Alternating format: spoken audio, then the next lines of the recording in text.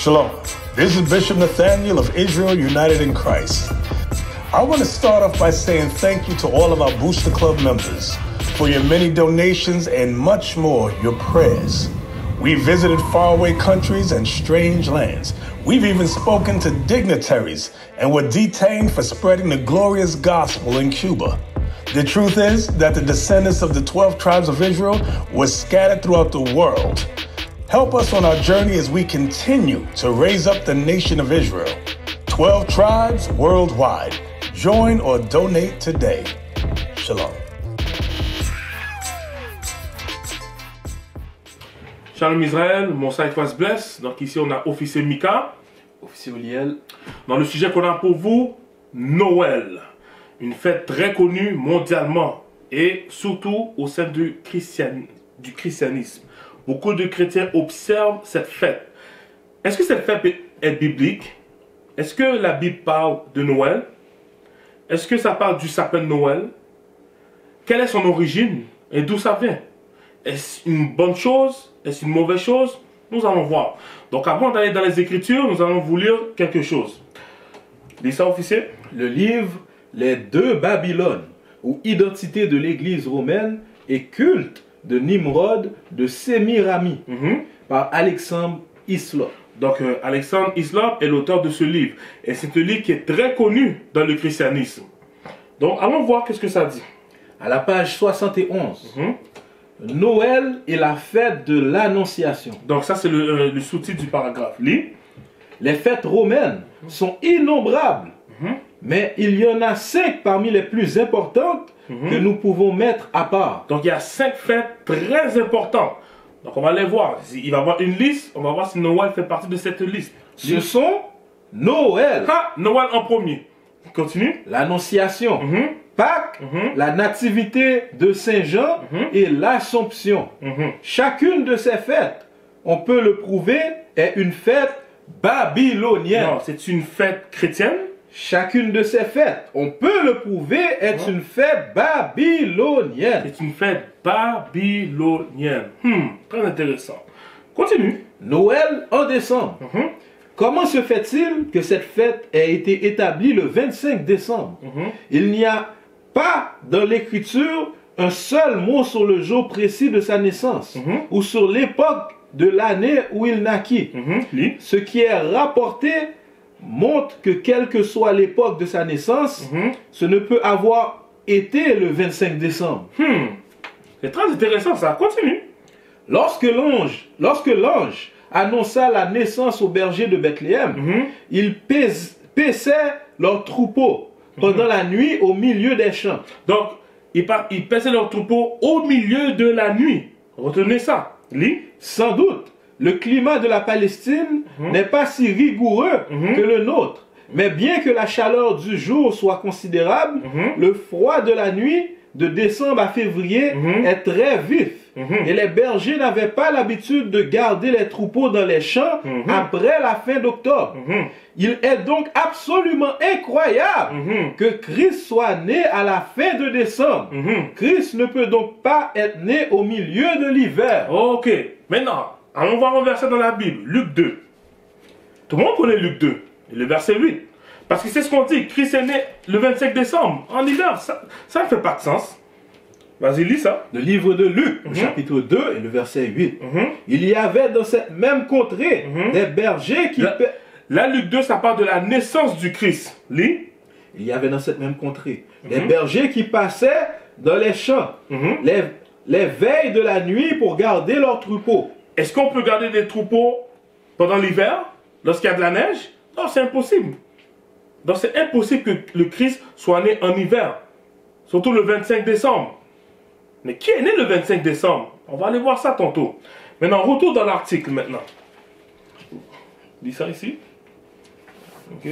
Donc ce qu'on vous a lu, c'était les deux Babylone par Hislop. Maintenant, lis ça ici, YouTube. The Plain Truth About Christmas par David J. Stewart. Donc, la page 2. Il n'y a pas un mot dans le Nouveau Testament, ni nulle part dans la Bible, nous disant d'observer Noël. Et c'est vrai, il n'y a aucun passage, quel que soit dans l'Ancien, dans le Nouveau Testament, peu importe la version de ta Bible, que ce soit une Louis II, que ce soit une King James, une Tob, il n'y a pas un seul verset qui dit qu'il faut observer Noël. Lis. Les chrétiens du 1er siècle, sous les enseignements inspirés de Pierre et Paul et d'autres apôtres, ne l'ont jamais observé. Wow. Donc, les apôtres, qu'ils soient Pierre, Matthieu, Jean, etc., ni Paul, aucun d'entre eux n'ont enseigné ça. Et aucun d'entre eux ont observé cette fête. Alors, ok, continue. Il n'y a aucune autorité biblique pour son respect, aussi étrange que cela puisse paraître. Continue maintenant. Mais si, Non, la page 3. Maintenant, à la page 3, lis. Mais si nous avons obtenu Noël des catholiques romains et qu'ils l'ont obtenu du paganisme, où les païens l'ont-ils obtenu? Où est-ce que les païens l'ont obtenu? Quelle est son origine? D'où ça sort ça, Noël? Lis. Où? Quand et quelle était sa véritable origine? Continue. C'est une coutume principalement du système corrompu qui dénonce toutes les prophéties et enseignements bibliques sous le nom de Babylone. Babylone. Et qui était le fondateur de Babylone? Lorsque vous lisez Genèse 10, c'est Nimrod, un descendant de Ham, le petit-fils de Noé. Continue. Et cela a commencé et est né dans la Babylone originale de l'ancien Nimrod. Oui, cela découle de racines dont le début fut bientôt de ce côté-ci du déluge. Et qu'est-ce qu'on dit? Nimrod était un homme vaillant, un homme guerrier. C'était le premier à être, comment ça dit, un homme vaillant devant l'Éternel, qui veut dire qu'il était contre l'Éternel. Et toutes ces fêtes-là, quel que soit Pâques, quel que soit, quand je dis Pâques, je dis Easter, mais ça sera un autre sujet. Mais lorsqu'on parle de Easter, lorsqu'on parle de Halloween, tout ça, ça remonte à Nimrod. Mais maintenant, c'est de Noël qu'on parle. Maintenant, continue. Le nom Nimrod, en hébreu, est dérivé de Marad, signifiant « il s'est rebellé ». Genèse 10, 6, 8 à 12. Donc, on va pas le lire, mais vous pourrez le lire. Continue. De nombreux écrits anciens, on apprend beaucoup de cet homme qui a commencé la grande apostasie mondaine organisée de Dieu qui a dominé ce monde jusqu'à présent. Nimrod était si méchant, on dit qu'il a épousé sa propre mère, dont le nom était Sémirami. Après la mort prématurée de Nimrod, sa soi-disant mère épouse, Sémirami, a propagé la mauvaise doctrine de la survie de Nimrod en tant qu'être spirituel. Continue. Elle a affirmé qu'un arbre à feuilles persistantes adulte a jailli du jour au lendemain d'une souche d'arbre mort. Oh, ok, on continue. Ce qui symbolisait la naissance à une nouvelle vie du Nimrod mort. À chaque anniversaire de sa naissance, a-t-elle affirmé, Nimrod visiterait l'arbre à feuilles persistantes et il laisserait des cadeaux. Il laisserait quoi? Des cadeaux. Ok, on continue. Le 25 décembre. Quelle date? Le 25 décembre. Le 24? Le 25 décembre. Ok, lis. Était l'anniversaire de Nimrod. Wow. Continue. C'est la véritable origine de l'arbre de Noël. Ok, l'arbre de Noël. Allons dans Jérémie 10 maintenant. Donc vous voyez, c'est pas Christ qui est né le 25 décembre. C'est Nimrod. Ok, c'est Nimrod. Ou le fils de Nimrod et sa mère, parce que Nimrod était mort. Mais c'est la même chose, c'est le même esprit. Maintenant, on parle de l'arbre de Noël. Lis-moi ça dans Jérémie 10, versets 1 à 4. Le livre de Jérémie, le chapitre 10, le verset 1. Écoutez la parole que l'Éternel vous adresse, maison d'Israël. Ainsi parle l'Éternel. N'imitez pas la voix des nations. Donc il faut, un Israélite repenti, converti, ne doit pas imiter la voix des autres nations. Observer Noël, c'est la voix des autres nations. Continue. Et ne craignez pas les signes du ciel. Lis. Parce que les nations les craignent. Car les coutumes des peuples ne sont que vanité. Les coutumes des peuples ne sont que vanité. Donc Noël est une coutume. Donc Noël, c'est quelque chose de vanité. C'est quelque chose que l'Israélite ne doit pas observer. Dieu a donné Hanouka, l'Israélite va observer Noël. Dieu a donné Passover, la Pâque.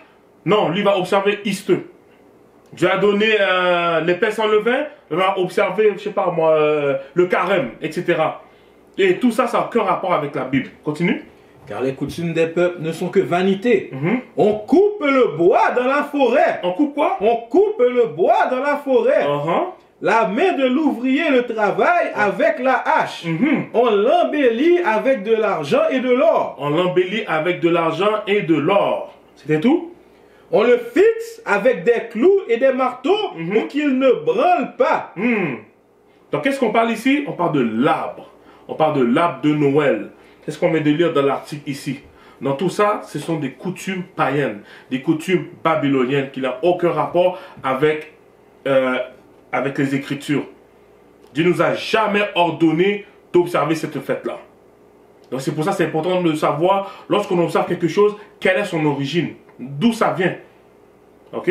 Donc maintenant, on retourne dans l'article, on va lire le dernier paragraphe. La véritable origine de Noël remonte à l'ancienne Babylone. Cette fête est liée à l'apostasie organisée avec laquelle Satan s'est emparé de ce monde en la séduisant durant de nombreux siècles. Parce que Noël est connu partout. Même dans les pays islamiques, ils observent Noël. En Inde, en Haïti, en Europe, en Afrique, partout. C'est une fête vraiment populaire. Tout le monde aime Noël. Parce que le temps que les familles se rassemblent, les cadeaux pour les enfants. Et vous savez, il y a beaucoup de monde qui savent que Noël, ce n'est pas une fête à observer, mais ils vont le faire pour les enfants. Non, c'est pas bon. Ce que tu t'as donné à ton enfant, là, tu l'as donné Passover. Tu t'as donné la fête des tabernacles, la fête des trompettes. C'est ça que tu t'as donné à ton enfant à observer. C'est ça que tu dois lui montrer. Continue. En Égypte, on a toujours cru que le fils d'Iris, non égyptien de la reine du ciel, est né le 25 décembre. C'est Iris qui est né le 25 décembre. Iris et Nimrod, c'est la même chose. C'est le même esprit. Continue. Sémiramis portait également le titre de reine du ciel. Et elle était la mère de Nimrod. Le paganisme a célébré ce célèbre anniversaire sur la majeure partie du monde, connu pendant des siècles avant la naissance du Christ. Bon, maintenant, le dernier verset, nous allons aller dans Colossiens 2 et le verset 8. Ok? Donc, Noël, frères et sœurs, oui, on observait Noël. Les chansons, on décore l'arbre, les cadeaux, puis tout. Mais c'est une fête païenne. C'est Satan qui est derrière tout ça. Cela n'a rien à voir avec le Christ. Rien à voir avec le Christ. Donc, donne-moi ça dans Colossiens 2, verset 8, et on termine avec ça. Ok? Donc, un chrétien qui dit être repenti, qui dit qu'il aime Christ, il va commencer par observer ses commandements et rejeter ça. Parce que dans le christianisme, la plupart observent Noël. Ok? Lis. Le livre de Colossiens, le chapitre 2 et le verset 8. Prenez garde que personne ne fasse de vous sa proie par la philosophie et par une vaine tromperie. Noël est une philosophie. Noël est une tradition d'homme. Rien à voir avec les Écritures. Lis.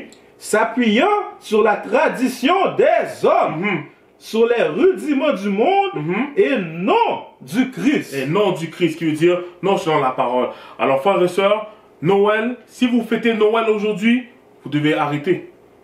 Sinon, la colère de Dieu va s'abattre sur vous. Vous devez vous repentir et observer les fêtes de l'Éternel, non les fêtes du monde. Sur ce, frères et sœurs, je vous dis Shalom, Most High was blessed. Shalom.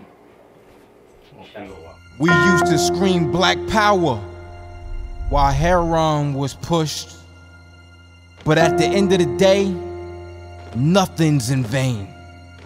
IUIC has been given a vision. The tents of Judah has risen. Many has attempted the mission.